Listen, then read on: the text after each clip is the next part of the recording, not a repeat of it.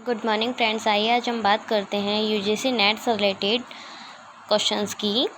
First, भारतीय न्यायपालिका प्रणाली किस देश के बाद दुनिया में सबसे शक्तिशाली न्यायपालिका है? तो जो हमारी फर्स्ट नंबर पर न्यायपालिका प्रणाली है वो संयुक्त राज्य अमेरिका यूएसए की मानी जाती है। ठीक है, फिर उसके बाद सेकंड नंबर पे हमारी भारतीय न्यायपालिका। This is the most important questions और मैं पक्का गारंटी से कह सकती हूँ कि ये वाला क्वेश्चन आना ही आना है यूजीसी नेट के एग्ज़ाम में। चलिए सेकंड, पृथ्वी शिखर सम्मेलन में किस तिथि को अंतर्राष्ट्रीय पर्यावरण दिवस के रूप में स्वीकृति देने का अधिकार है? तो जो पृथ्वी शिखर सम्मेलन है उसमें अंतर्राष्ट्रीय पर्यावरण दिवस के रूप में आर्टिकल 19 के अकॉर्डिंग सम्मिलित करने के स्वीकृति देने का अधिकार है। ठीक है, विवाह विच्छेद के पर्यावरण संबंधी कारणों में कौन सा एक शामिल नहीं है? तो विवाह विच्छेद के पर्यावरण संबंधी कारणों में शारीरिक क्षमता जो है वो विवाह विच्छेद के कारणों में शामिल नहीं है।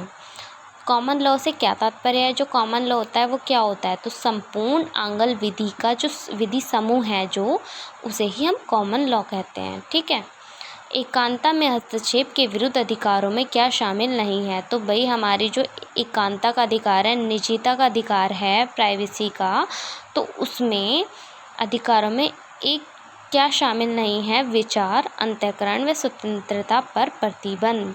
ठीक है, अमेरिकी कॉन्स्टिट्यूशन मतलब अमेरिकी संविधान के अंतर्गत संघ सरकार की न्याय प्रणाली किस में निहित है? तो हमारी जो अमेरिकी संविधान है, जो अमेरिका का संविधान है उनके अंतर्गत संघ सरकार की न्याय प्रणाली सुप्रीम कोर्ट के अकॉर्डिंग निहित है, मतलब सुप्रीम कोर्ट में निहित है।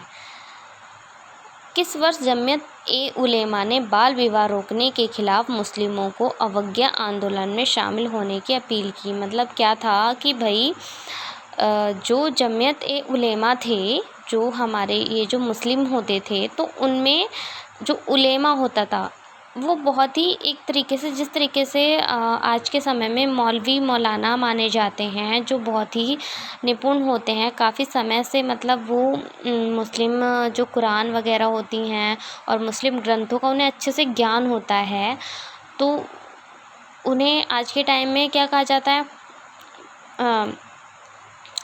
मौला जी। ठीक है, बट पहले टाइम में क्या था, उन्हें उलेमा कहा जाता था जिन्हें पूर्णतः ज्ञान था। तो उनके द्वारा क्या हुआ था कि भाई मुस्लिमों में जो बाल विवाह था वो बहुत ही ज़्यादा ही कम एज में था, तो उसे रोकने के लिए सभी ने अफगान आंदोलन में शामिल होने की अपील की थी 1929 ईस्वी में। ठीक है, रोमन विधि के अनुसार एक दास के पास किसका आंशिक अभाव था? तो रोमन विधि के अनुसार एक दास के पास दो जो थे अभाव थे, विधिक अधिकार और विधिक कर्तव्य, मतलब इन दो चीज़ों का बहुत ही ज़्यादा अभाव था। बौद्धिक संपदा से संबंधित विभिन्न कन्वेंशनों में कौन सा कन्वेंशन विश्व व्यापार संगठन के सभी समझौतों में सर्वाधिक व्यापक है? तो भाई जो इंटेलेक्चुअल प्रॉपर्टी है हमारी, तो उससे रिलेटेड कन्वेंशन है, उसमें सबसे जो ज़्यादा विश्व व्यापार संगठन सभी समझौतों में सर्वाधिक व्यापक था आपका ट्रिप्स समझौता।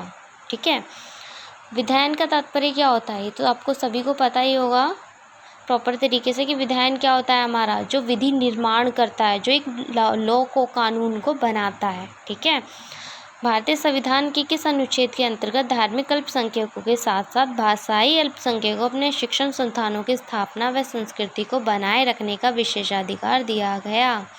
तो आर्टिकल 30 के अकॉर्डिंग। भाई देखिए, इसका एक सिंपल सा एग्जांपल देती हूँ मैं आपको।